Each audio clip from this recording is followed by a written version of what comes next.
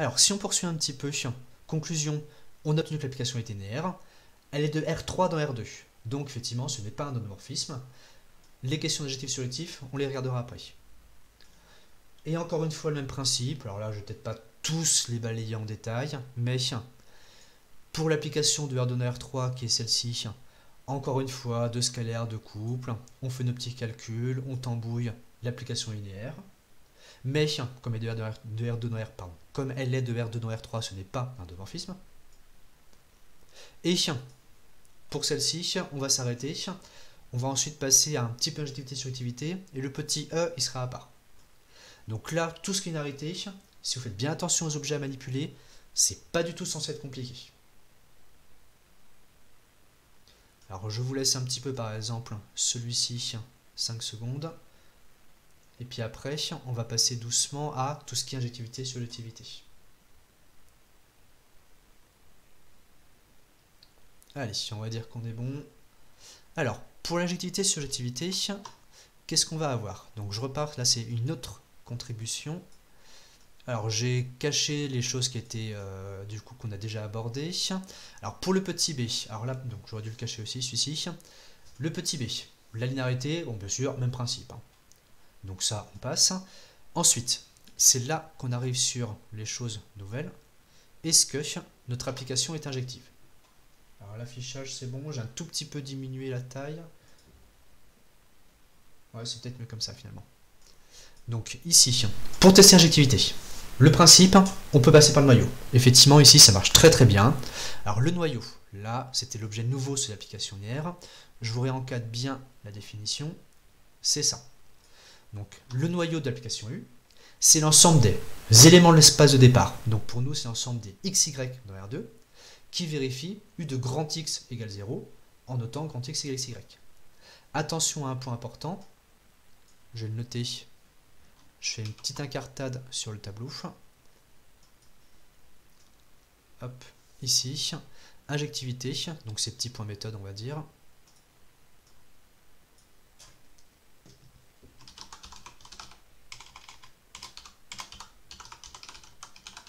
Alors, injectivité, passer par le noyau. Donc ça marche très très bien. Pensez les éléments de l'ensemble départ et d'arrivée. Donc les éléments des ensembles de départ et d'arrivée. Encore une fois, donc ici, ça c'est juste une petite note que vous aurez du coup au passage.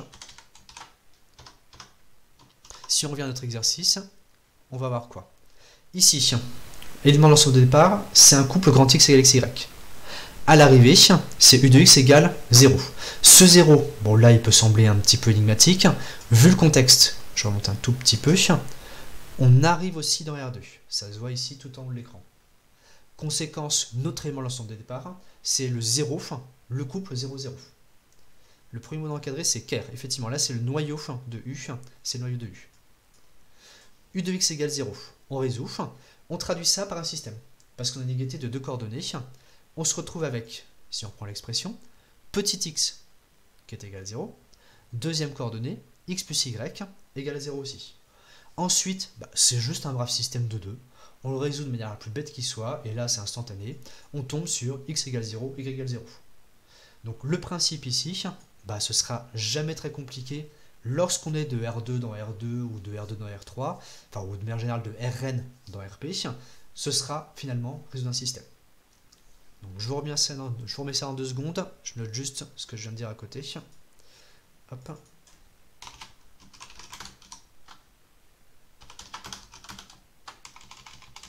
Pour les applications de Rn dans Rp,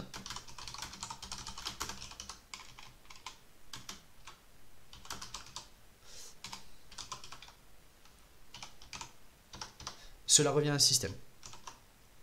Lorsqu'on aura, plus compliqué, des fonctions, des suites, etc., il faudra un petit peu le gérer différemment. Mais ici, On a un brave système, on le résout. Conséquence, je mets la conclusion. On a grand X égale 0 de R2. Donc le noyau est bien restreint, réduit au singleton vecteur nul. Ça veut dire qu'il est injectif. Alors la bijectivité, on va y revenir juste après. Alors ensuite, j'avance pareil, je vous laisse 5 secondes pour vous imprégner. Alors le but, c'est pas d'écrire. Le but, c'est pas forcément justement de tout écrire. Surtout là, ce sera pas compliqué du tout. Là, c'est de parcourir un peu et après, je vous enverrai les réponses. Éventuellement, au fur et à mesure, même lorsque j'aurai préparé ces choses-là, je pourrais vous les envoyer vous-même de votre côté à l'avance, mais c'est pas garanti non plus. Donc retenez bien les principes. Le noyau, on résout U de quelque chose égale 0. Lorsqu'on a l'application de Rn dans Rp, ça se ramène à un système. Pour linéarité, deux scalaires, deux vecteurs. On adapte les vecteurs qu'on manipule à l'énoncé et on déroule le calcul. Il n'y a quasiment jamais de problème. Pour la surjectivité, ça ce sera un troisième point méthode, on va dire, qui va rejoindre du coup l'objectivité. C'est là on va voir qu'il y a potentiellement une petite variante. Ici, alors, vu que l'application est injective, effectivement, ça c'est une bonne remarque, dire qu'elle est surjective, ça revient à dire qu'elle est objective. Traduction. Et là, je repars sur le petit point méthode. Hop, deuxième encadré que je mets en dessous.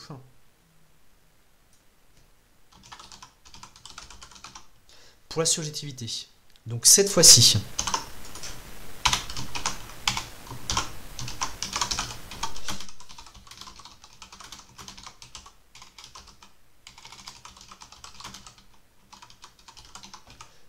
il faut partir d'un élément de l'ensemble d'arrivée.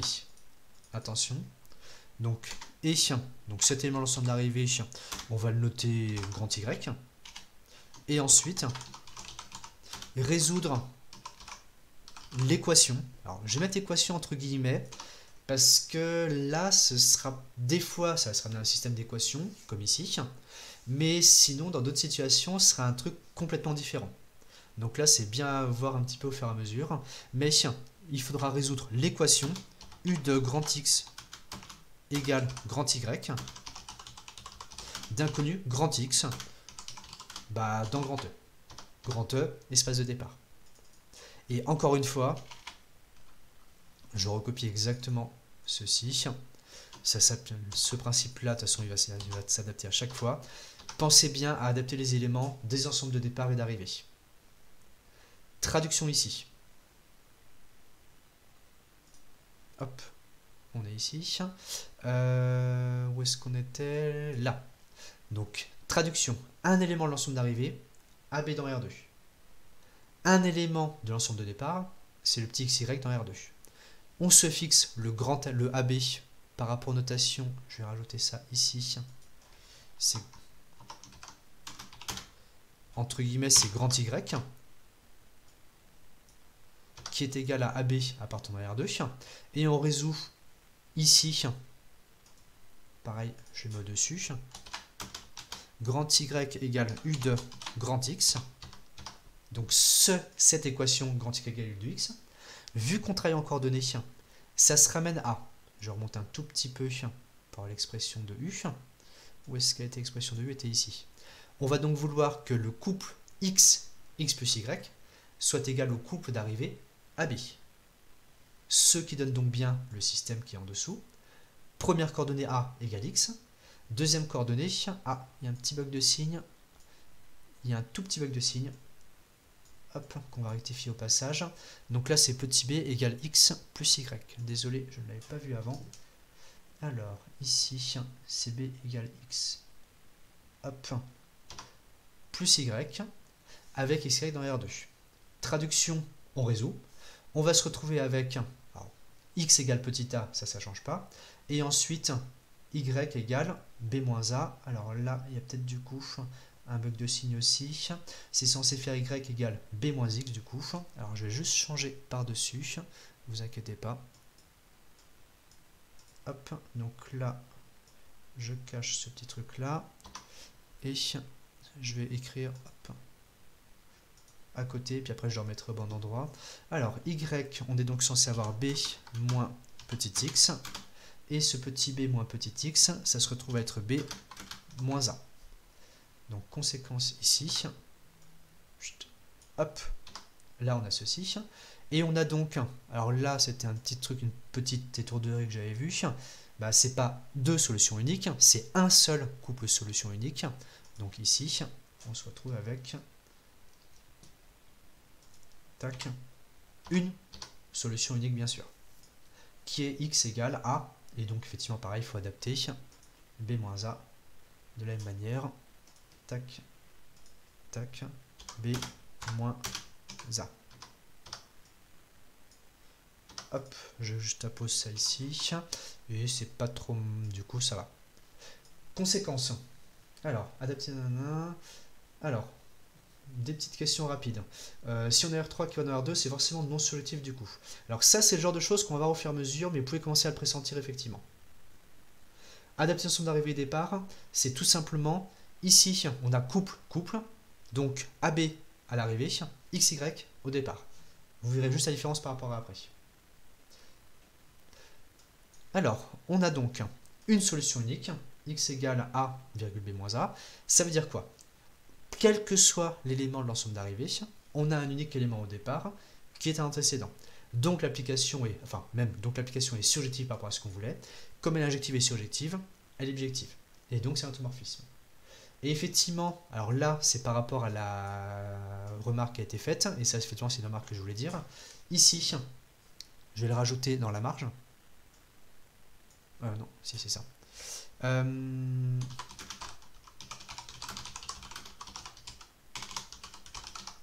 Ce système donne l'unicité de XY. Conséquence, l'injectivité s'obtient aussi avec ce calcul. Donc ça, c'est une petite remarque d'optimisation, on va dire. Effectivement, si, mais attention, c'est comme d'habitude, si vous êtes sûr que l'application va être bijective, mais là, entre guillemets, on ne pouvait pas forcément le savoir à l'avance, vous pouvez directement poser le système. Si le système admet une unique solution, ça donne bien effectivement le caractère bijectif. Et vous avez donc surjectif et injectif d'un coup d'un seul. Ça peut éviter de passer par le noyau. Après, la plupart du temps, c'est pas du tout dramatique, surtout dans ce genre de situation. Là, le noyau, ça se faisait en quelques lignes, c'était pas du tout méchant. Et en plus, il arrivera des situations où l'application sera injective et pas surjective, donc dans tous les cas, il faut le faire un peu à part. Alors après, on peut toujours adapter, mais rien, il n'y a pas de mauvaise méthode, il faut juste choisir un petit peu ce qui vous arrange le plus. Alors je laisse un petit peu ça 5 secondes, donc je répète le principe. On choisit un élément quelconque de l'ensemble d'arrivée. Ensuite, on résout le système AB égale U de XY. Enfin, ici, l'équation qui se ramène à un système. On regarde ce qui se passe. Dans cet exemple, on a une unique solution. Donc l'application est injective, surjective et bijective.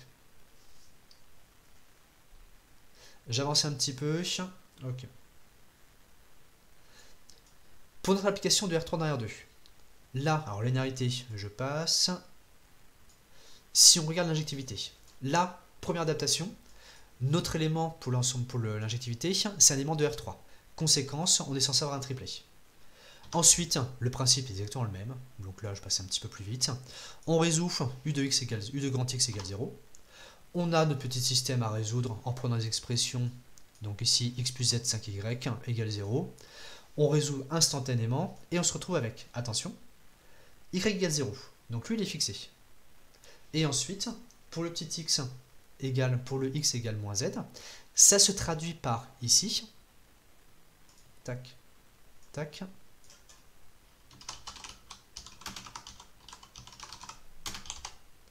on a la présence d'une inconnue secondaire. On a exactement la situation qu'on a déjà croisée plein de fois dans les systèmes. On n'a que 2 équations principales pour 3 inconnues, ce qui fait qu'on est obligé d'émettre une autre inconnue en secondaire. Et on se retrouve donc avec une infinité de solutions, qui est marquée ici. Autrement dit, l'application n'est pas injective, parce qu'effectivement, on a des éléments non nuls dans le noyau.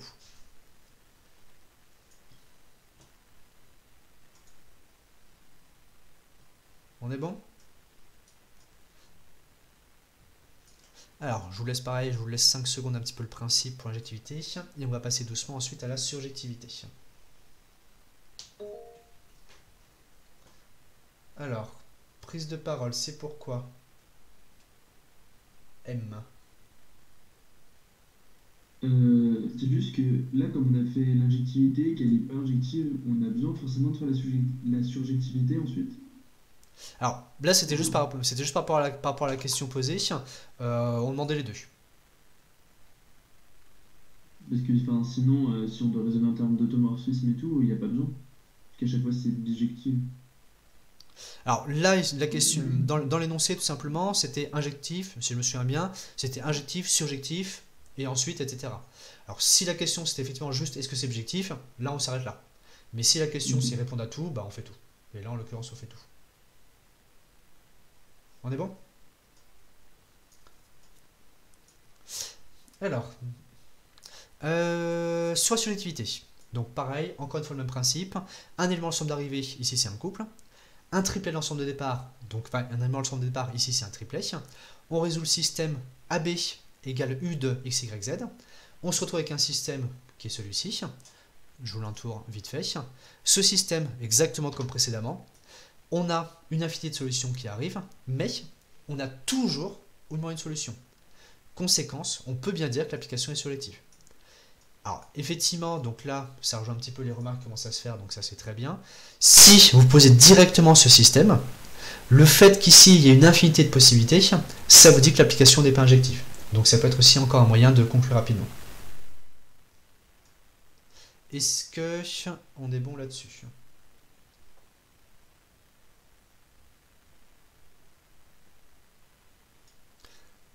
Alors, le fait de dire pas endomorphisme, là c'était juste remarque au passage, c'est pas lié injectif, c'est indépendamment. Et toutes les histoires de dimension, on verra plus tard. Pour l'instant, on peut rien dire.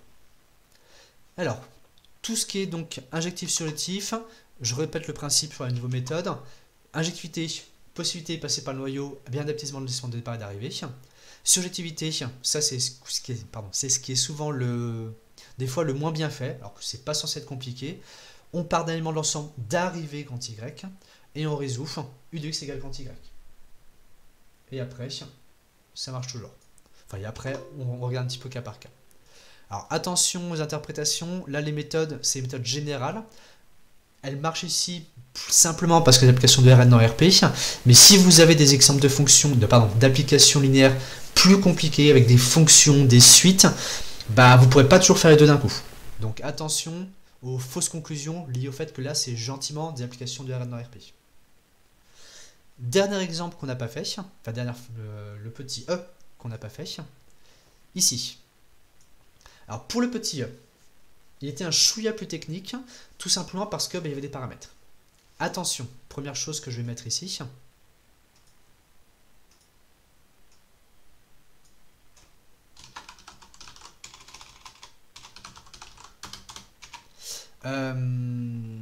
En fait, pour chaque couple BD,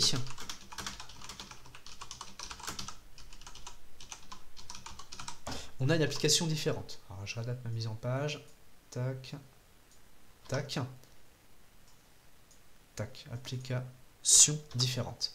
Ça c'est quelque chose de très important. Si vous changez le couple BD, vous avez une application différente. Par exemple, attention, soyez attentifs. Par exemple, si on prend B égale 1, D égale 2, c'est l'application U qui a XY associé X plus Y, X plus 2Y. Donc pour ce choix de B et D, on aura une application qui sera peut-être injective, peut-être surjective, peut-être les deux, peut-être aucun des deux. Si on change le B et D, on a une autre application. Par exemple, si tout d'un coup je prends petit b égale moins 5, petit d égale 7, j'ai l'application qui a xy associe x moins 5y, virgule, x plus 7y. C'est une autre application linéaire. Peut-être qu'à son tour, celle-ci, elle pourrait être injective ou surjective, les deux ou aucun des deux. Donc lorsque vous avez ce genre de situation, vous aurez, vraisemblablement c'est un petit peu téléphoné, à un moment donné, il y aura une distinction de cas à faire. Cette distinction de cas, ça mènera à des conclusions différentes sur la nature injective ou surjective de l'application. J'avance un petit peu, vous allez voir ici ce qui se passe. Donc, la linéarité, alors là, je l'ai laissé ici, indépendamment de l'autre fiche de tout à l'heure. La linéarité, elle marche très très bien, même si elle a le petit b et le petit d, il n'y a pas de problème particulier. Lambda mu, x1, y1, x2, y2. On veut calculer u de lambda x1, y1 plus mu x2, y2.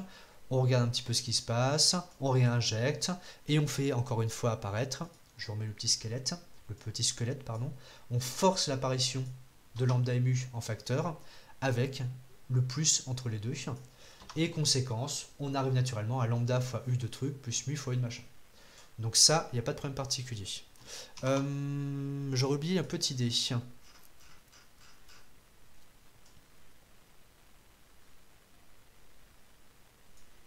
Effectivement, il n'y a pas le petit dé. Alors, je suis sûr que vous avez largement les moyens de le faire. Là, vous avez largement les moyens de le faire. Le petit dé, je vais remettre l'énoncé vite fait pour vous dire la réponse à la volée. Où est-ce qu'il était? Là, bougez pas. Tac, tac, tac. Alors, application linéaire. Alors, le petit d, donc celle-ci, c'est une application de R2 dans R3. Alors, cette application petit d, elle est injective, elle n'est pas surjective. Donc là, je vous laisse faire la méthode. Petit d, injectif, pas surjectif. Je le rajoute ici. Effectivement, je l'ai oublié. 1 d.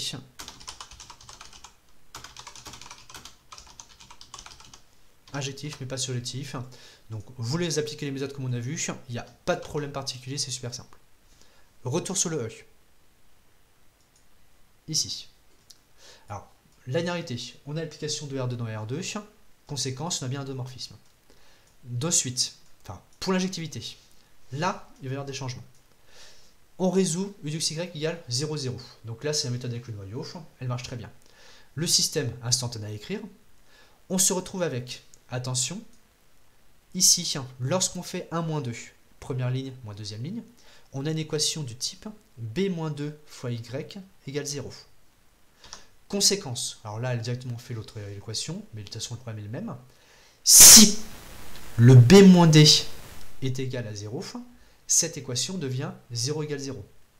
En revanche, si b-d est différent de 0, on va se retrouver avec une unique solution et on pourra résoudre. Donc, je répète le principe pour l'injectivité. U de xy égale 0, 0. On traduit, on a un système. Ce système, il y a un paramètre, ce qui fait que je suis ici. Si b égale d, alors les deux équations, donc le système, ça admet une infinité de couples solutions, le noyau est différent de 0, l'application n'est pas injective. Cependant, donc là c'était pas mal fait du tout. Cependant, si b est différent de d, on va se retrouver avec deux équations qui vont admettre un unique couple solution, xy égale 0, 0. Le noyau est donc réduit au singleton vecteur nul. L'application est injective. Donc ici, je répète le principe, 5 secondes. On écrit le système. On fait bien attention au fait que b-d est un paramètre qui peut s'annuler ou pas. Ça change le système. Ce qui fait qu'on a deux ensembles solutions différents suivant les paramètres. Je vais les réécrire à côté.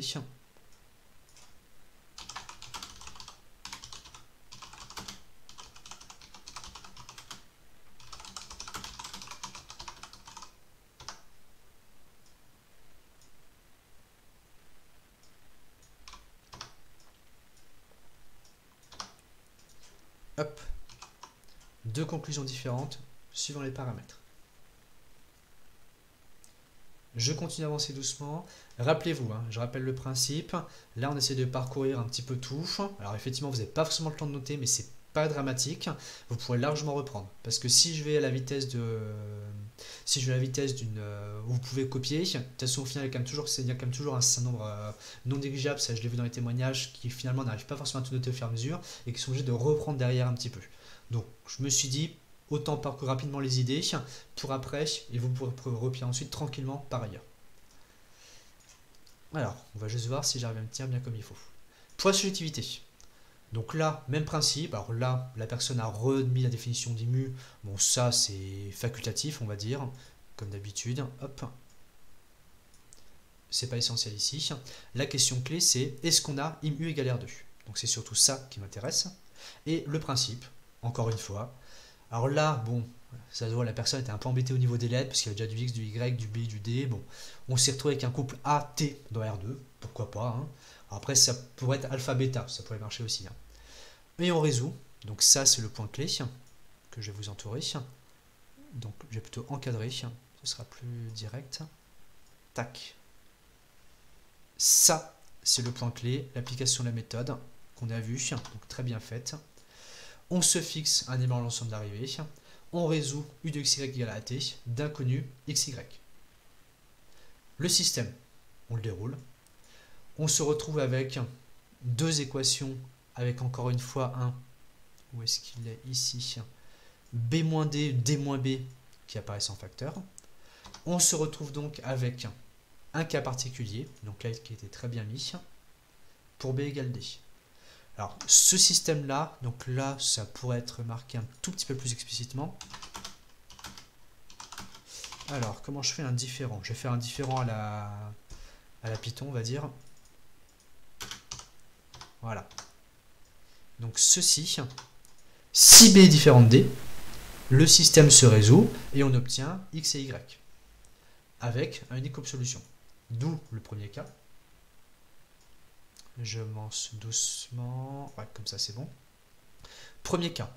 Si B est différent de D, et là c'était très bien dit, là j'ai beaucoup aimé la phrase, quel que soit l'élément AT de R2, il existera une écriture unique de X et Y. Autrement dit, alors là même la conclusion elle peut être plus directe, là la personne a conclu en disant que l'application était surjective, en se rappelant que l'image était égale à R2. Mais vu qu'il y a le petit mot de, ici, unique qui apparaît, je vais mettre une petite flèche, ce petit mot là, je vais glisser ça ici,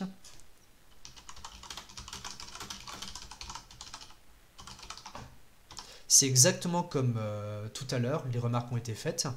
Si on a une unicité pour notre solution, ça donne en fait la bijectivité d'un coup. Ce qui fait que l'injectivité n'était pas essentielle. Alors, double inclusion, ici hors sujet. Alors, pourquoi hors sujet? C'était un peu radical comme manière de dire. Le fait que l'ensemble d'arrivée soit inclus, pardon, je reprends. Le fait que l'ensemble image soit inclus dans R2, c'est automatique. C'est la définition de l'application.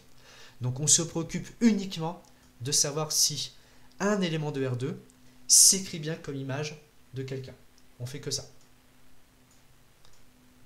Conclusion. Dans le cas B différent de D, l'application U, elle est injective et surjective. Elle est bijective. C'est un isomorphisme et même, là c'était très bien dit, comme c'est une application, comme c'est un automorphisme, U est dans GL2E, pour l'écrire en toutes lettres, U est en fait un automorphisme de grand E. En revanche, donc ici, alors je réinsiste bien, dans le cas B différent de D, c'est-à-dire par exemple si on prend comme choix de valeur 2 et 7, ça rentre dans ce cas, l'application U est bijective. En revanche, si par exemple si on prend B égale D égale à 8, on aura une application qui ne sera ni injective ni surjective. C'est ce qui était conclu ici, parce que le système se ramène à 0 égale quelque chose, 0 égale quelque chose, ce qui n'a pas toujours de solution. J'insiste bien, je vais le remettre en toutes lettres ici.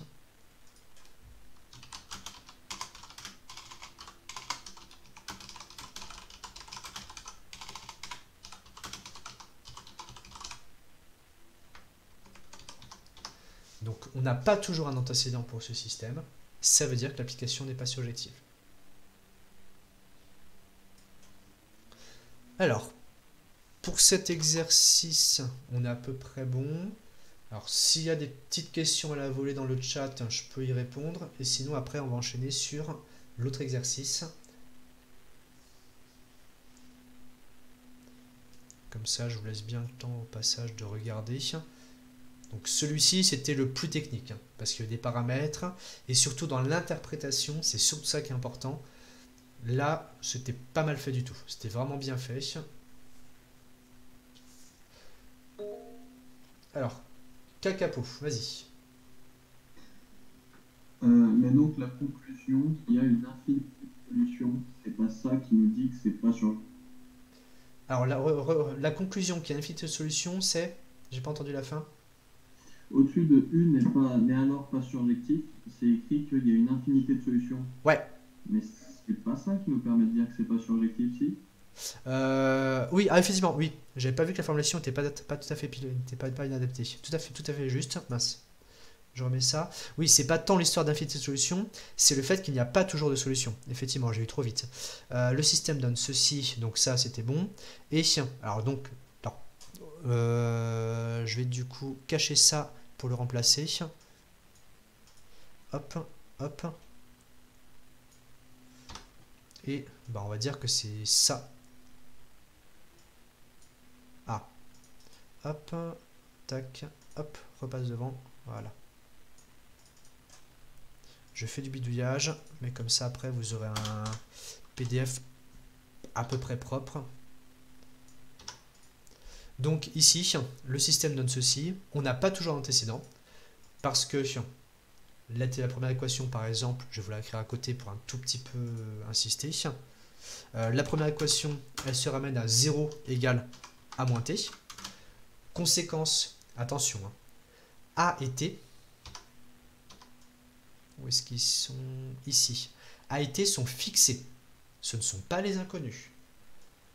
Donc cette équation 0 égale A moins T, c'est une équation de compatibilité. De compatibilité. Et donc c'est ce genre d'équation, hop, qui va nous permettre de conclure qu'il n'y a pas toujours de solution et donc que l'application n'est pas surjective. Effectivement, merci pour le rectificatif. Oui, je mettrai en ligne, voilà, tous les PDF là. Tous les PDF que vous avez vus seront en ligne sur Classroom. Donc normalement, vous aurez largement de quoi faire. Pour cet exercice, on va dire qu'on est bon. Alors, autre exercice. Alors là, par contre, j'ai eu une contribution, mais malheureusement qui fonctionnait pas parfaitement, qui fonctionnait pas très bien. Donc, on va reprendre l'exercice juste ensemble et je vais vous le faire au tableau, entre guillemets. Et ce qui va me permettre de tester un tout petit truc au passage. Vous me direz si au niveau de l'affichage c'est potable ou pas. C'était tout simplement un petit stratagème que j'ai essayé de faire pour avoir simultanément un PDF et un tableau blanc. Alors vous me direz si c'est lisible ou pas à l'écran. Alors où est-ce qu'était l'exercice? Là. Alors notre exercice, c'était l'exercice 5. Donc ici, le but du jeu c'est, on a un espace vectoriel, on a un endomorphisme. On a deux ensembles, définis de manière complètement abstraite, et on se demande si ces deux ensembles sont des sous-espaces vectoriels. Et ensuite, on va les exprimer comme des noyaux. Alors, on va répondre à la question telle qu'elle a été posée dans l'ordre, mais peut-être que certains se sont fait la remarque. En fait, ce qu'on dira en conclusion à la fin, si on arrive à exprimer comme des noyaux tout de suite, vu qu'on a la démonstration du cours qui nous dit que tout noyau est un espace vectoriel, on pourrait en fait directement dire que ce sont des sous-espaces. Alors là, on va le refaire à la main, ça entraîne un petit peu, et ce sera pas mal. Alors, le truc que je voulais essayer de mettre en place, c'est... Alors, où est-ce qu'il était? Ici. Donc, si je fais ça. Donc, normalement, vous devez avoir le PDF sur le côté, et si je ne me loupe pas, je dois pouvoir écrire à côté. Alors, est-ce que... Hop. Donc là, vous me direz vite fait, comme ça va permettre d'énoncer ce côté. Alors, j'espère que ce sera quand même lisible, parce que du coup, bien sûr, tout est plus petit. Alors, s'il y a des retours là-dessus, alors mettez pas des oui, mettez pas des oui. Mettez plutôt, c'est plutôt s'il y a un gros problème, vous me le dites, et là, je pourrai rectifier. Alors, pour l'exercice. Alors là, du coup, par contre, c'est une nouvelle interface. Donc, il faudra que... Hop. Pour l'exercice 5...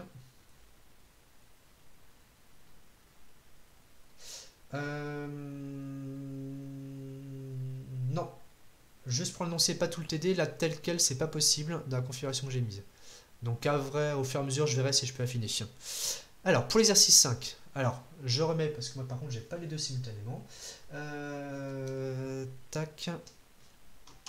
Alors, l'exercice 5, donc U1, c'est U de x égale x, et G, et non, pardon, F, c'est U de x égale x, et G, c'est U de x égale moins x. Alors, pour l'exercice 5, hop.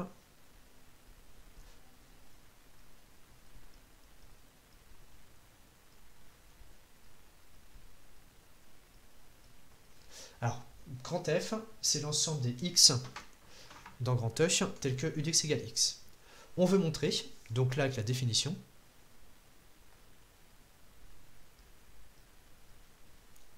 que grand F est un sous-espace vectoriel de grand E. Attention ici, on est bien dans la définition de sous-espace vectoriel, ne pas confondre avec la définition de linéaire. Le principe, 3 points. Premier point, c'est marqué entre guillemets dessus. L'ensemble F, alors je peux normalement souligner, hop, je peux jouer un peu avec les couleurs, comme ceci. Oui, c'est pas optimal du tout. Hop, tac, zoom, il faut que je clique ici. Voilà, je suis retrouvé. Donc ici, on a l'ensemble grand F qui est d'un ensemble de grand E, ça c'est automatique. Ensuite, deuxième point.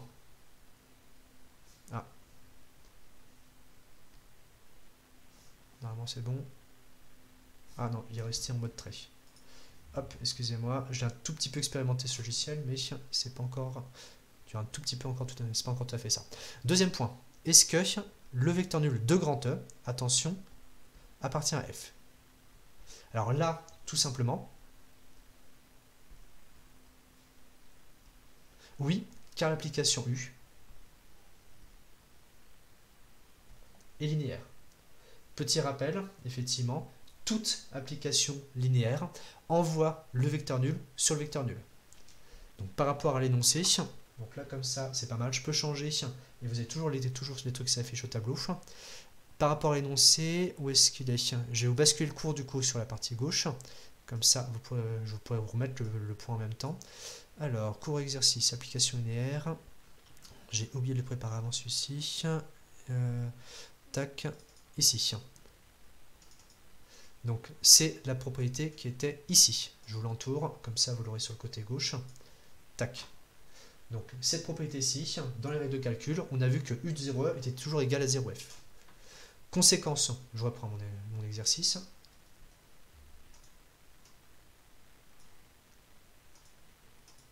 Alors, troisième point. Donc comme d'habitude, les deux premiers, très souvent ils sont quasi instantanés. Deuxième point. Alors là, on se fixe soit lambda mu appartenant à, alors là on est avec un énoncé générique de K dans K, donc appartenant à K2 de scalaire, on considère petit x, petit y appartenant à E2 de vecteur. Et, attention interprétation, on veut montrer que lambda x plus mu y est toujours dans grand F. Ici, on est sur une stabilité par conjugation linéaire. Mais, parce que bien sûr la linéarité de U va apparaître, pour montrer que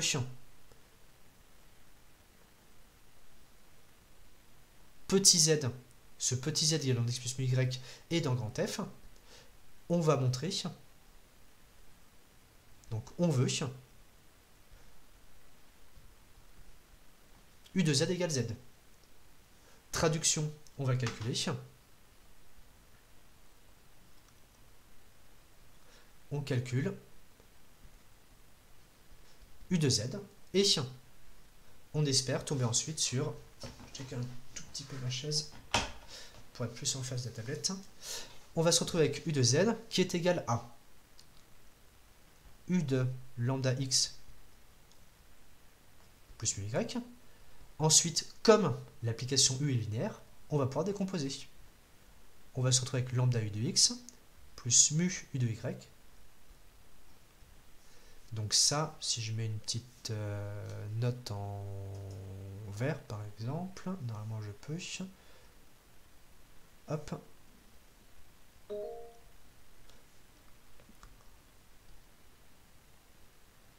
Ça, c'est car U est linéaire. Alors, je remets l'exercice, oui. Alors, l'exercice ici.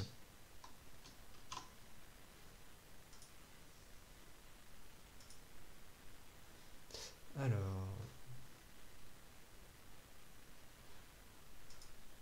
Tac. Je reprends mon énoncé. Ah, j'ai tout qui s'affiche. Ok, on est bon. Ensuite, je repasse en noir. On poursuit le calcul. On va se retrouver avec lambda fois petit x plus mu fois petit y. Tout simplement parce que ça, c'est ce qu'on a vu ici. C'est moche ce truc en fait, on va peut-être dû faire ça, mais c'est pas grave. Donc on a u de x qui est égal à x pour les éléments de grand F. Autrement dit, si je mets une espèce de grande flèche,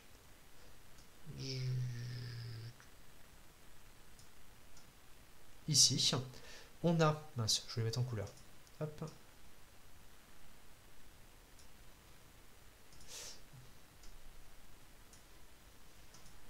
tac, tac, voilà. Donc ici, d'après la définition de f,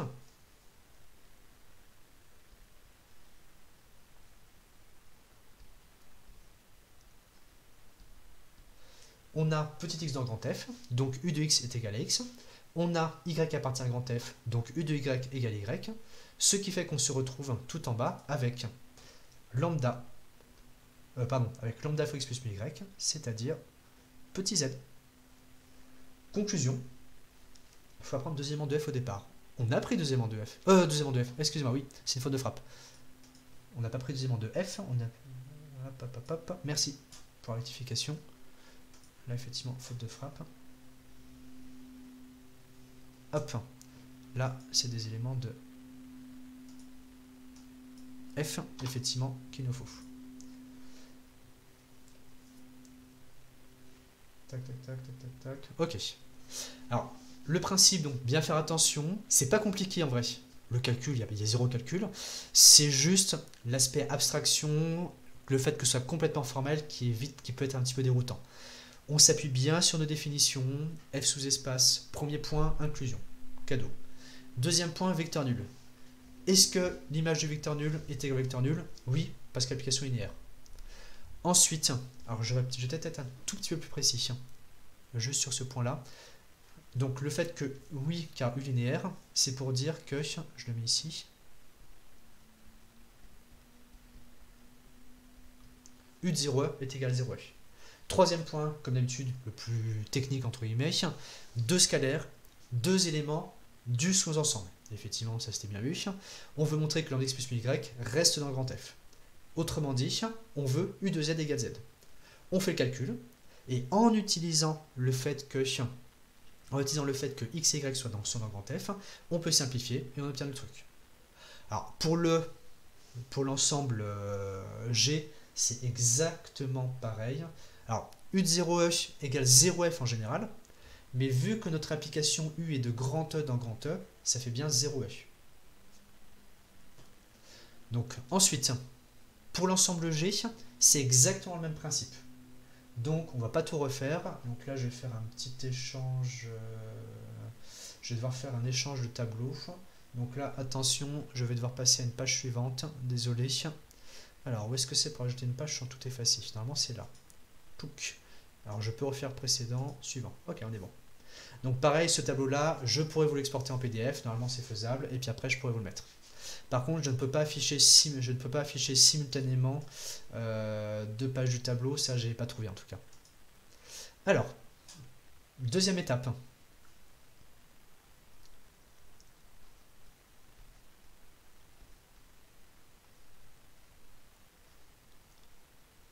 On veut montrer, entre guillemets, que f est un noyau.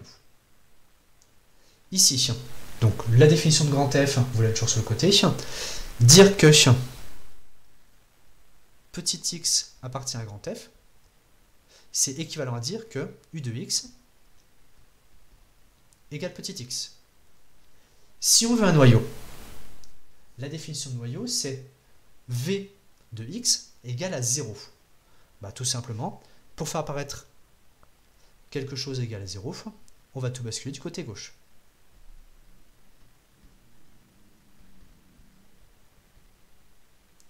Maintenant, ceci, le u de x moins x qui est à gauche, on aimerait bien que ce soit un v de x. Conséquence, on va tout simplement poser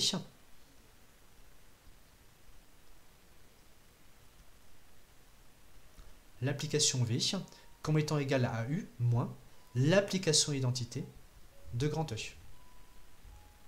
Ce qui fait que on va bien obtenir u moins identité de x, ce sera u de x moins x. Et cette application v,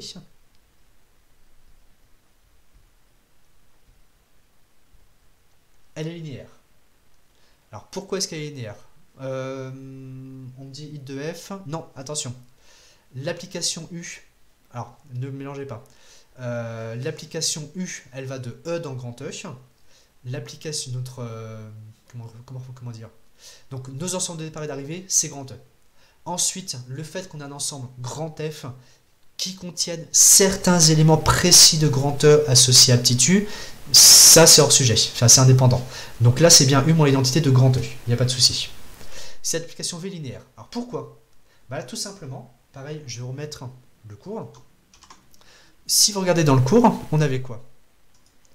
On avait vu, alors on ne l'a pas démontré, on avait vu ceci, ce qui est sur le côté gauche que vous devez voir. Alors je vais vous le mettre en grand. Tac, normalement je peux jouer comme ça. Ce qui fait que vous avez le PDF en grand et le tableau en petit normalement. Ici, on avait vu, où est-ce que c'est? Là. Je l'avais souligné à l'époque. Si on a une combinaison linéaire d'applications linéaires, ça reste une application linéaire. Conséquence, pour nous, vu qu'on a U qui est linéaire, l'identité qui est linéaire, parce que c'est un exemple du cours, est-ce que je peux vous le mettre en même temps? Je ne peux pas vous le mettre en même temps. On l'avait vu ici. Le fait qu'on ait deux applications linéaires et qu'on les soustrait, on est en train de faire la première fois 1 moins la deuxième fois 1. C'est une combinaison linéaire. Conséquence, je peux rebasculer, hop, comme ceci. Ah, le micro sature régulièrement.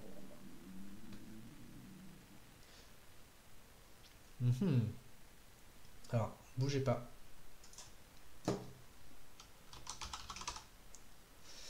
Bougez pas. Je sais pourquoi. Vous faites très bien de me le dire.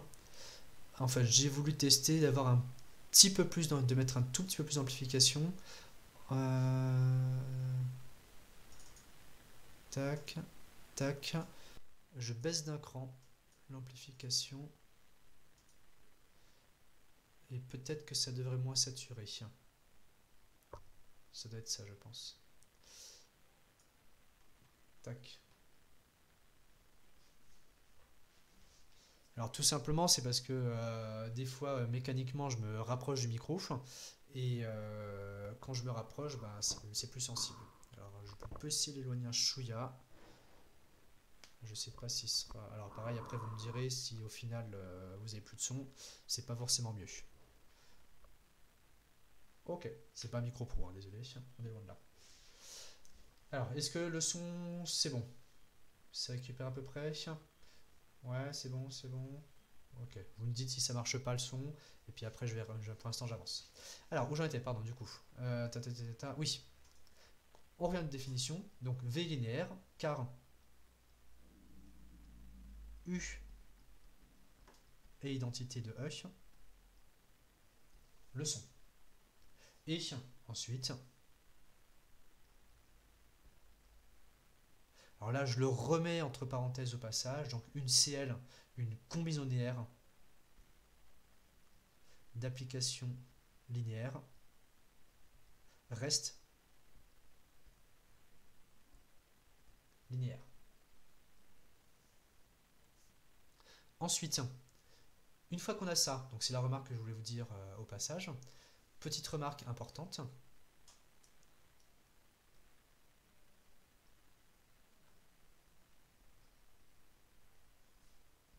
Donc remarque, le fait que, alors je vais pas mettre des phrases trop longues parce que c'est pas très pratique.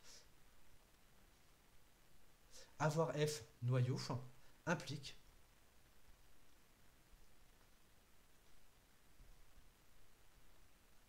F sous-espace vectoriel. Donc encore une fois, je vous remets le cours à côté. Donc si vous avez le cours sur l'application linéaire, je redescends un tout petit peu. Où est-ce qu'il est? Ici. Donc c'était la proposition 6. On a vu que le noyau était un sous-espace de grand E, toujours. Alors au passage, je vous rappelle, enfin normalement tout le monde l'a reçu, je vous ai mis à disposition le polycopier avec les petites démonstrations, entre guillemets, celles qui sont assez facilement compréhensibles tout seul, sous le Classroom, donc je vous laisse travailler par vous-même. Je ne vois pas en quoi montrer que c'est un noyau. Ah, alors je reviens ici, tac, tac, ici, alors effectivement, je n'ai pas été explicite à fond, autrement dit, on a x appartient à grand F, qui est équivalent à, alors normalement j'ai encore un tout petit peu de place ici, équivalent à Vlux égale 0. Donc là c'est tout juste en bord d'écran, mais je pense que ça passe. C'est donc équivalent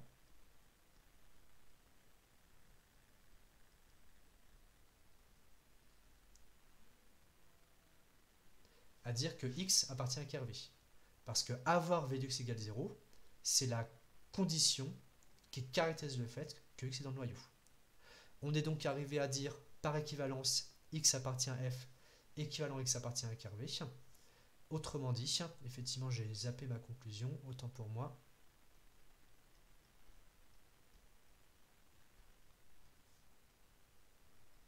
Conclusion, f est égal à curvé.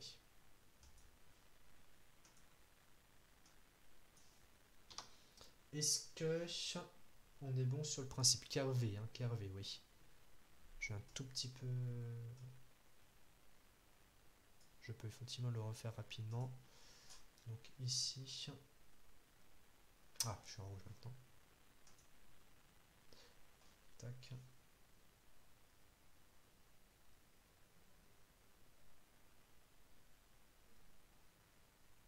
Voilà. J'espère que c'est un tout petit peu mieux. Et là, pareil, je vais faire un tout petit peu mieux parce qu'entre les U et les V...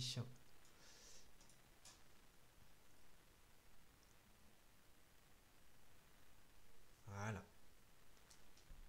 Est-ce que...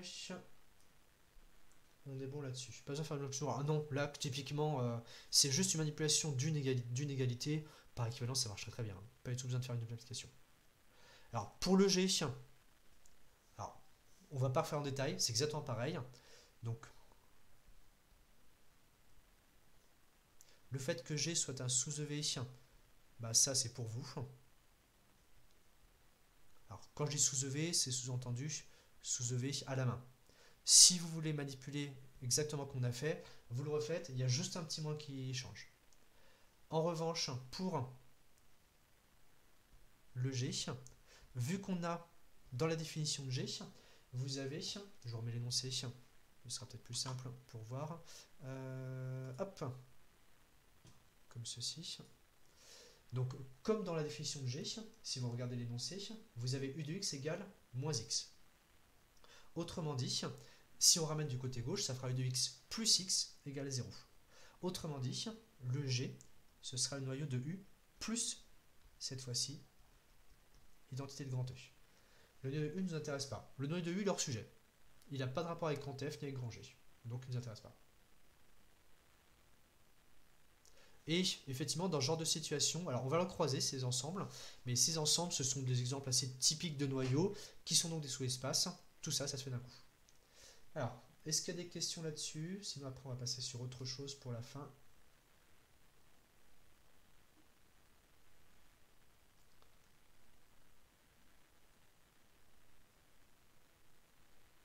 Pourquoi curvé alors?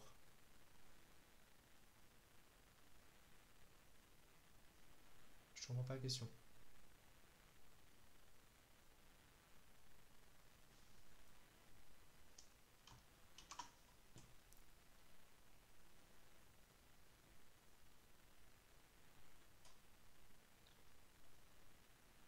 Pourquoi carré alors si carré est hors sujet?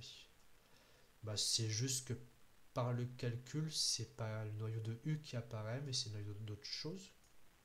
On en reparlera plus tard. On en reparlera plus tard. Le noyau, attention, c'est un noyau, c'est pour une application linéaire. Hein.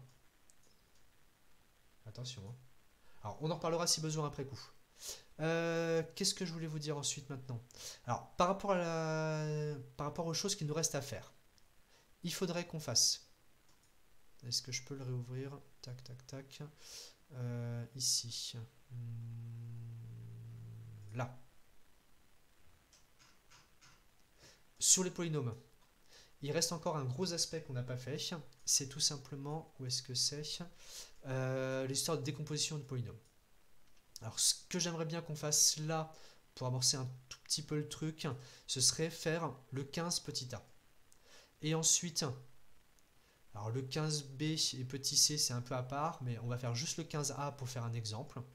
Et après, je vous demanderai de réfléchir, ça ce qui est un gros classique, à l'exercice 13. Donc je vais le noter tout de suite sur le tableau, comme ça, ce sera fait.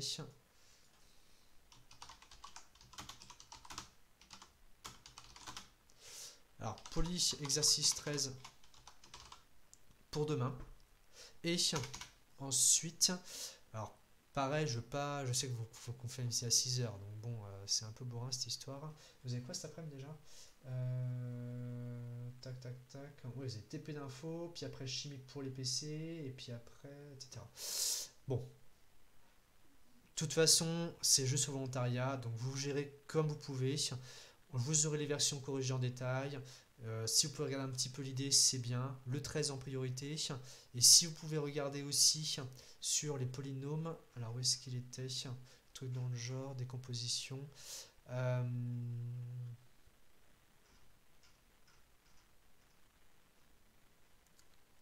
Ici, truc classique sur les polynômes. Alors ça aurait été le 18. Le 18, on va dire ça.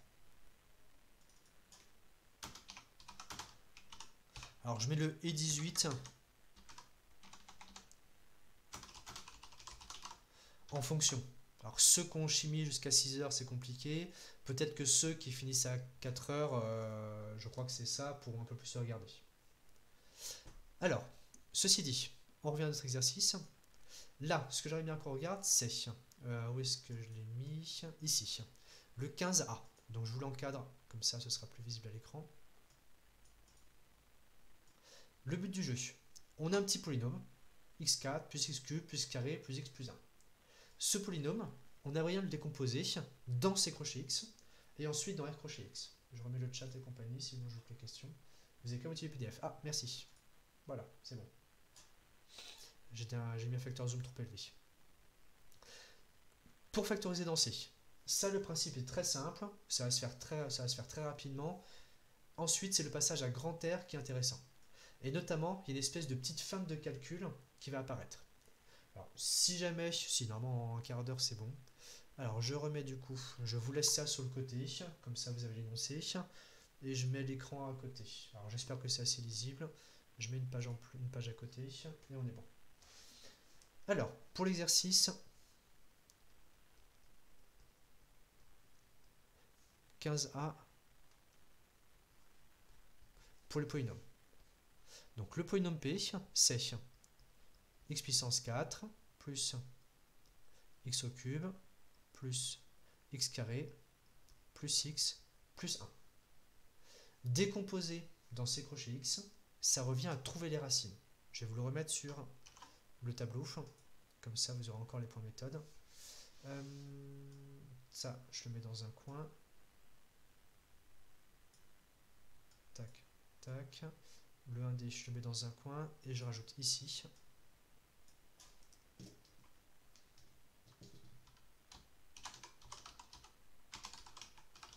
Factorisation dans C crochet X.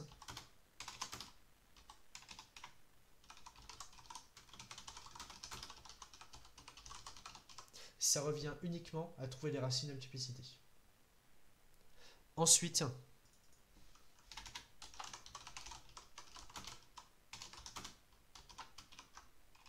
pour la factorisation dans R crochet X, bah là je vais mettre voir méthode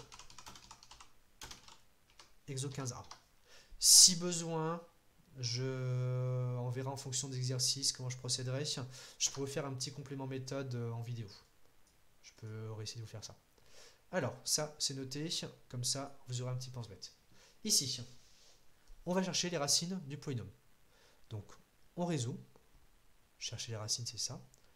Grand P de petit z égale 0.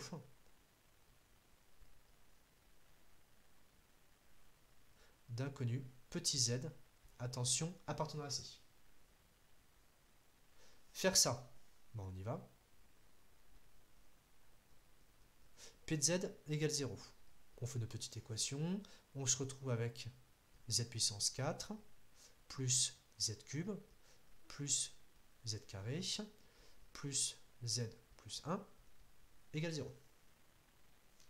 Ici, on a l'équation polynomiale 2v4. Donc, effectivement, telle quelle, on n'en sait rien.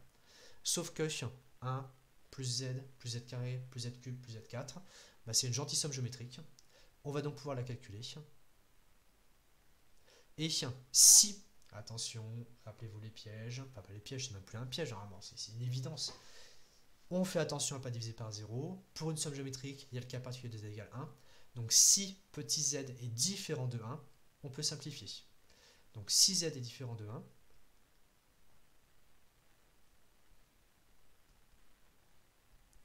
ça se résume à ceci, et je vais le mettre en rouge en dessous.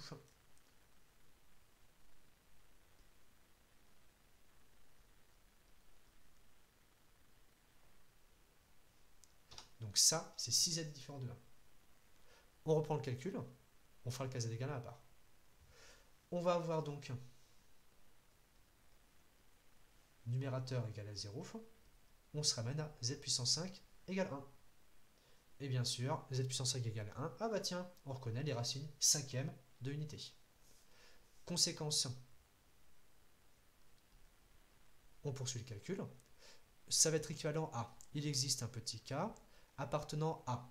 Alors c'est là justement où, a priori, vous auriez envie d'écrire 0,4. Donc on va le faire temporairement. Il existe un petit k dans 0,4, tel que petit z, ce soit l'exponentielle complexe de i de k pi sur 5. Mais, on a notre condition z différent de 1. Dans les racines de l'unité, il y a 1. Donc, attention, si je le remets à côté, j'aurai en fait une espèce de deuxième accolade avec la condition z différent de 1. Ce qui fait qu'on va en fait se ramener à petit k entre 1 et 4, tel que z égale, bon, 3 petits points, là ça ne change pas. Donc ici, le truc important, c'est faire bien attention à ce cas particulier pour se rendre compte qu'on a petit k qui doit en fait commencer à 1. J'espère que c'est bien clair pour tout le monde. Alors, petit détail que j'ai pas précisé explicitement, mais on va le faire à côté. Bien sûr, ici, où est-ce que je vais le placer? Je vais mettre ici. Non, le jaune, c'est très moche. Hop.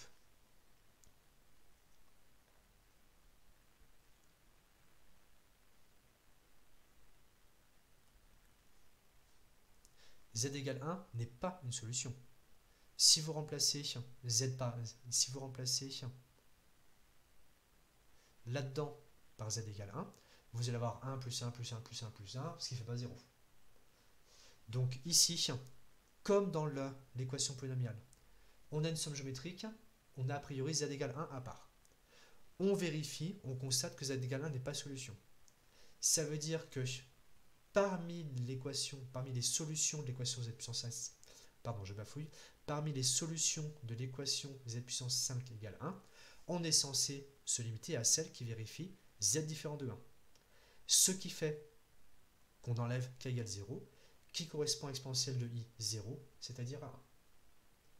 En outre, vous allez voir tout de suite après, en termes de polynôme, pourquoi c'est normal qu'il y ait un truc qui se passe. Si vous regardez le nombre de racines, donc ici, je repars en couleur normale.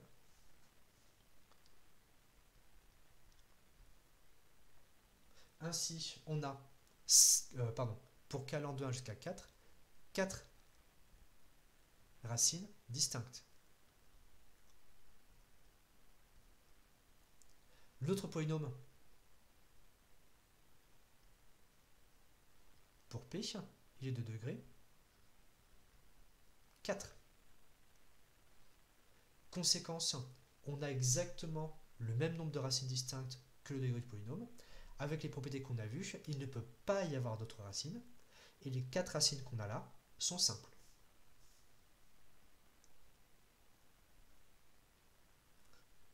Donc on n'a que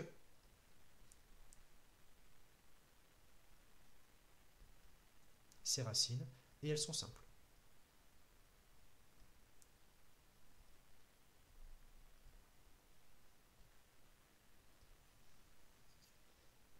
Autrement dit, si on revient à la factorisation des polynômes, on est censé avoir, petit rappel, le produit des x moins xi, où les xi sont les racines, puissance ni, où les ni sont une multiplicité.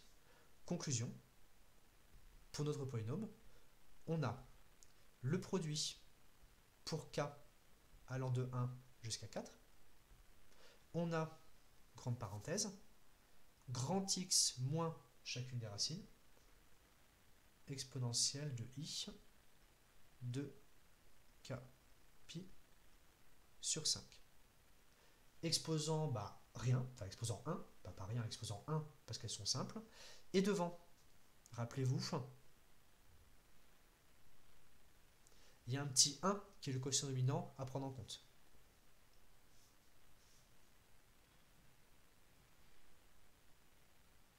Donc ici, coefficient dominant.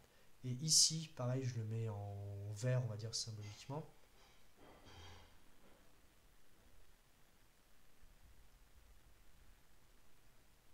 Ah.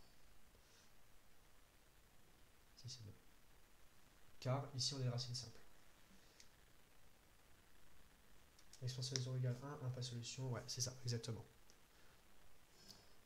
Est-ce que pour cette factorisation sur C, on est bon? J'attends 5 secondes. Réagissez juste si vous avez des questions, c'est tout.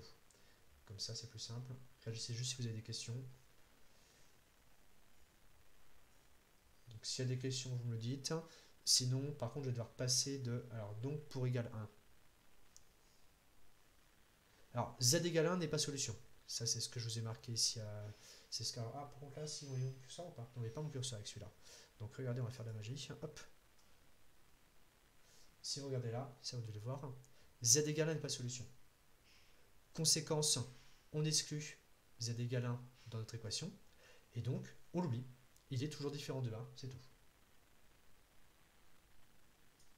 Est-ce qu'on est bon? Oula, attention. Alors, décomposer un polynôme, ça ne dépend pas des z. Décomposer un polynôme, c'est une égalité polynomiale qui est uniquement une réécriture du polynôme. Mais lorsqu'on écrit le polynôme, les racines apparaissent ici, mais il n'y a pas de 6z égale 1 ou 6z différent de 1. Là, c'est le polynôme, lui, il est entre guillemets indépendant. Enfin, comment dire? Le petit z n'est pas un paramètre du polynôme. Attention. Hein. Donc là, on en reparlera plus tard si besoin. Alors, je vais avancer. Si on a eu moins de 4 racines, alors effectivement, s'il y avait eu moins de 4 racines, ça voulait simplement dire qu'il y a certaines qui étaient doubles. Donc dans ce cas-là, c'est simple. On fait un petit coup de P'. Et parmi les racines qu'on a trouvées, par exemple si on n'en a que 2, on regarde si elles sont racines doubles, éventuellement en regardant si P' s'annule en ces racines. ou des fois il y aura des factorisations. Donc ça après c'est à voir. En revanche, par rapport au coût du z égale 1, si vous n'aviez pas vu le z égale 1, vous auriez gardé k entre 0 et 4. Mais pour la conclusion qui est ici, bah, vous vous seriez retrouvé avec 5 racines distinctes pour un polynôme de degré 4. Et là, normalement, vous êtes obligé de réagir en vous disant mais non, mais c'est pas possible, j'ai trop de racines, quoi. Et donc, s'il y a trop de racines, bah, c'est qu'il y a un problème avant. On peut permettre de signer équivalent avec le polynôme.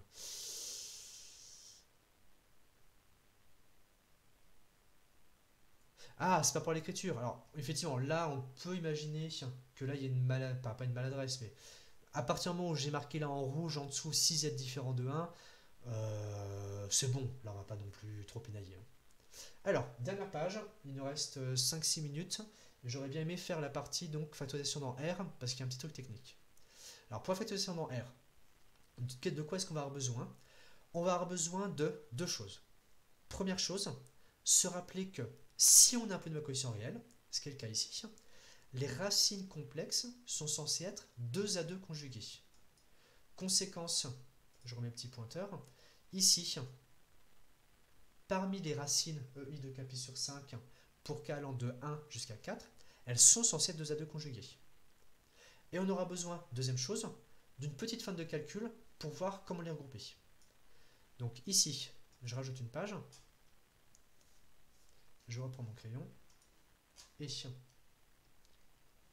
pas en rouge, c'est pas la peine.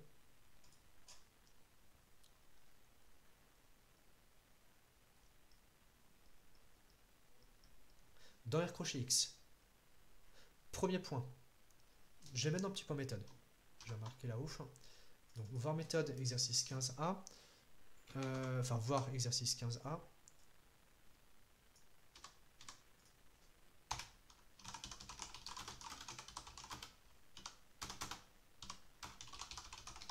Donc là, normalement, sur le côté, je vais mettre un tout petit peu en grand vite fait. Voilà, comme ça, il apparaît un peu plus grand. Donc, vous avez... Ah, tiens, j'ai un bug d'affichage.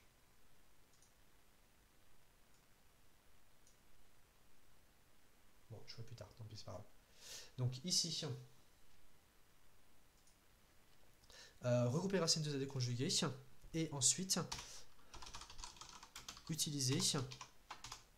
Alors, c'est là où je ne vais pas pouvoir l'écrire facilement. X moins z. X moins z bar. Donc vous allez voir tout de suite ici comment ça marche. Ça devrait être assez rapide normalement. Alors je sauvegarde, je remets le tableau. Alors dans R crochet X. Alors si on regarde si on regarde, pardon, je mets le tableau précédent, je remets le tableau en grand. Tac. Si vous regardez les 4 racines, vous avez EI 2pi sur 5. Vous avez EI 4pi sur 5. Et ensuite, par exemple, pour k égale à 3 et 4, vous avez 8pi sur 5 et 6pi sur 5. Donc si on regarde ça, EI 2pi sur 5, EI 4pi sur 5, EI 6pi sur 5. Mais EI 6pi sur 5, si on le réécrit différemment, c'est EI 10pi moins 4pi sur 5. C'est toujours l'exercice 15. Toujours l'exercice 15, c'est juste la partie dans R crochet X. Autrement dit, 10pi sur 5, ça fait EI 2pi moins 4pi sur 5. Conséquence, EI 6pi sur 5, c'est en fait E de moins I 4pi sur 5. Et, même principe, EI 8pi sur 5, c'est égal à E de moins I 2pi sur 5. C'est-à-dire, si je mets sous forme de conjugué, lui, on a EI 2pi sur 5, le tout bar, et lui, on a EI 4pi sur 5, le tout bar. Autrement dit, le polynôme P, comment est-ce qu'il va s'écrire? il va s'écrire x moins EI de pi sur 5. Et ensuite, x facteur de x moins EI de pi sur 5 bar.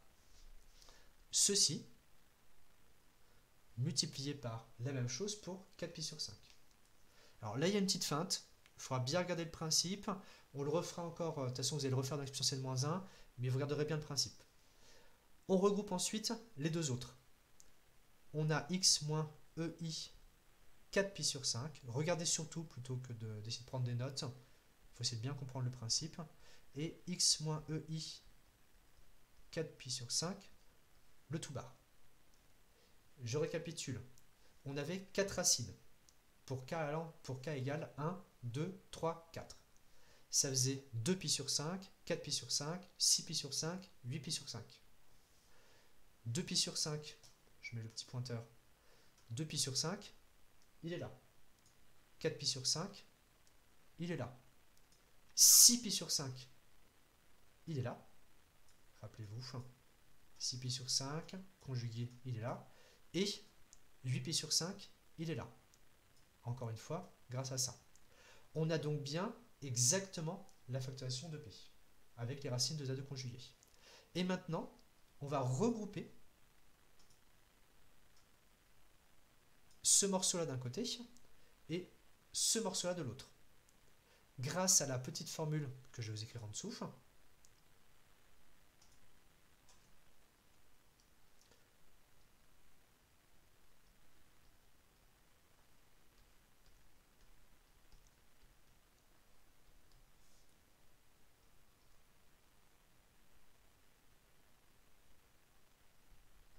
donc là, c'est la petite technique pour terminer. On va se retrouver avec, si on développe ça gentiment, alors nombre de racines impaires, vous réfléchirez, c'est pas possible.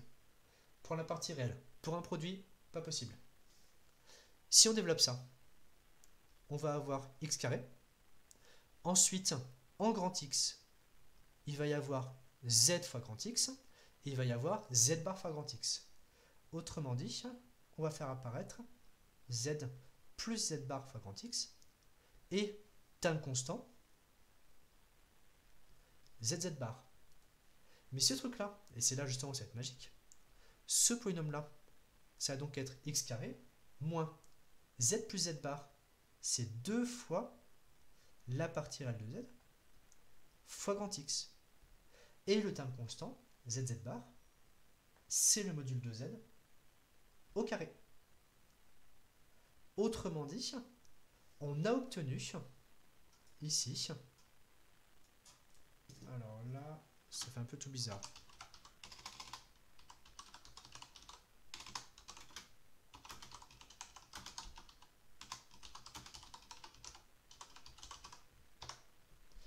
Alors, est-ce que je peux le mettre comme ça? Et après, ouais, c'est pas folichon, mais bon.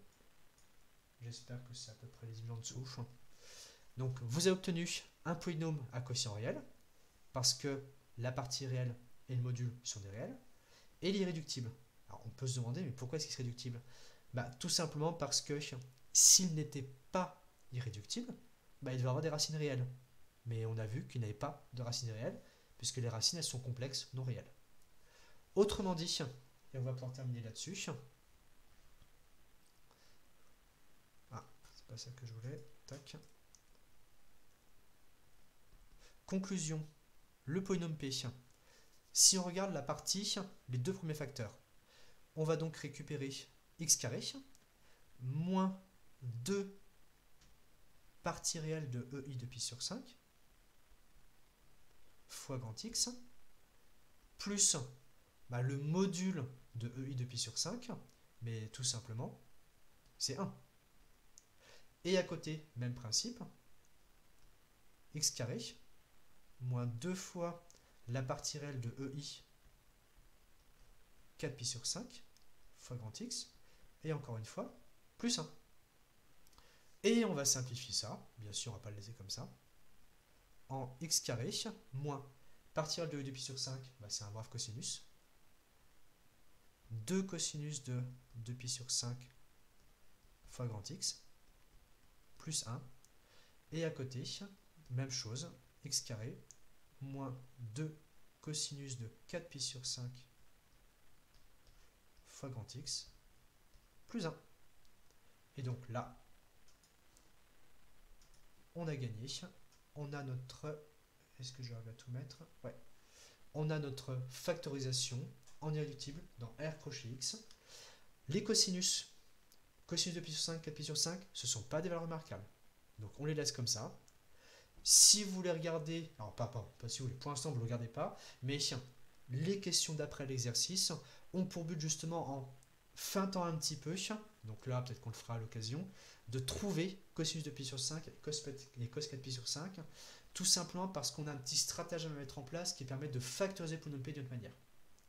Mais, au niveau de la pratique d'équation dans C et dans R, c'est ça qu'il faut retenir. Dans C crochet X, on cherche les racines, multiplicité. Lorsqu'on passe à R crochet X, obligatoirement, les racines sont 2 à 2 conjuguées avec les mêmes multiplicités. Donc vous pourrez toujours faire ce regroupement, tel que je l'ai fait ici, je vous souligne au passage, en faisant apparaître là 1x moins z fois x moins z bar, on utilise la petite technique, on simplifie. L'autre côté, idem. Et donc tout ceci, là, je voudrais vous l'encadrer, hop, plus ou moins.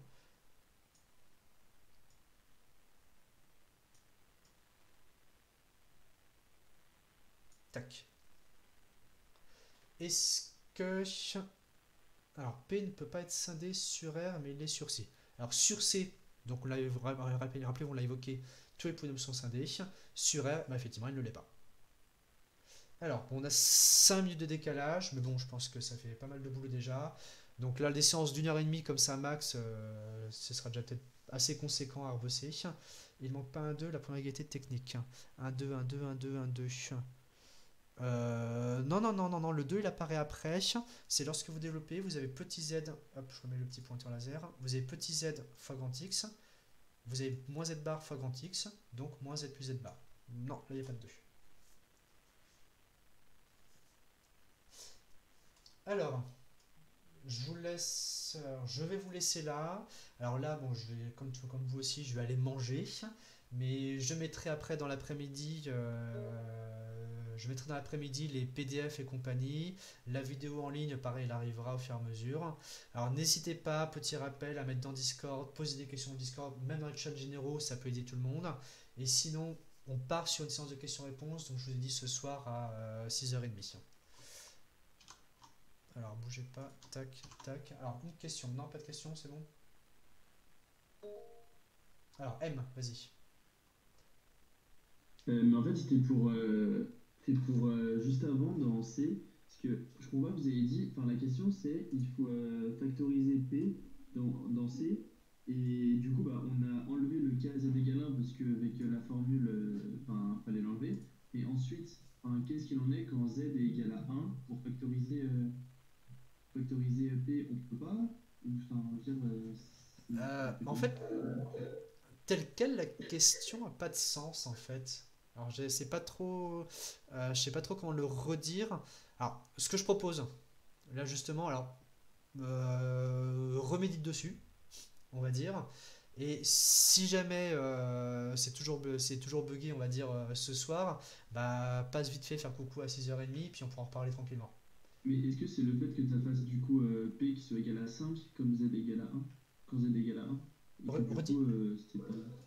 Est-ce que le fait, pardon? Comme que P soit égal à 5 parce que 1 puissance 4 plus 1 cube plus 1 carré plus 1 plus 1. Oui, c'est Z égale N, pas de solution. Oula. Alors effectivement, c'est juste en remplaçant, ça fait pas 0 quoi. Du coup, si P égale 5, c'est un polynôme constant, il n'est pas factorisable. Non. On en parle ce soir. On en parle ce soir. Promis. Désolé. Mais là, vaut mieux délayer un petit peu. Différer. Allez. Alors, je vous mets mon magnifique petit truc de fin aussi. Hop là. Allez, bossez bien, bon courage. Prenez soin de vous, rappelez-vous. Prenez soin de vous. Et puis, bah, à ce soir 6h30 pour ceux qui le souhaitent.